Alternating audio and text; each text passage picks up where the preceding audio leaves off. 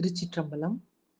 அருட்பெரும் ஜோதி அருட்பெரும் ஜோதி தனிப்பெரும் கருணை அருட்பெரும் ஜோதி எல்லா உயிர்களும் இன்புற்று வாழ்க.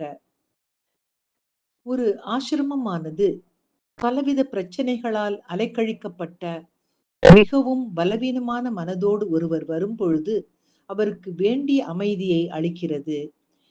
இந்த ஆசிரமத்தில் இந்த பிச்சைக்காரனின் அனுமதி இல்லாமல் யாரும் உள்ளே நுழைய முடியாது.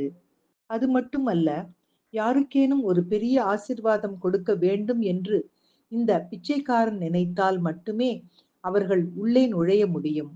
உள்ளே நுழையும் ஒவ்வொருவரையும் என் தந்தை பார்த்து கொண்டிருக்கின்றார். இந்த ஆசிரமத்தில் நுழைபவர்கள் யாரும் வெறும் கையோடு திரும்ப மாட்டார்கள். என் தந்தையின் ஆசீர்வாதங்கள் அவர்கள் மேல் எல்லா பக்கத்தில் இருந்தும் எப்பொழுதும் பொழிந்த வண்ணம் இருக்கும். மழை போல் பொழிந்த வண்ணம் இருக்கும்.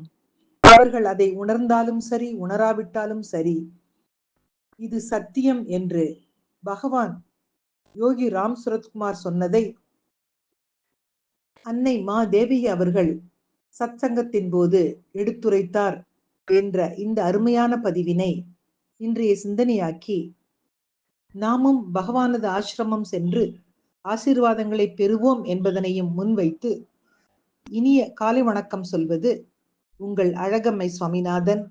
Happy morning.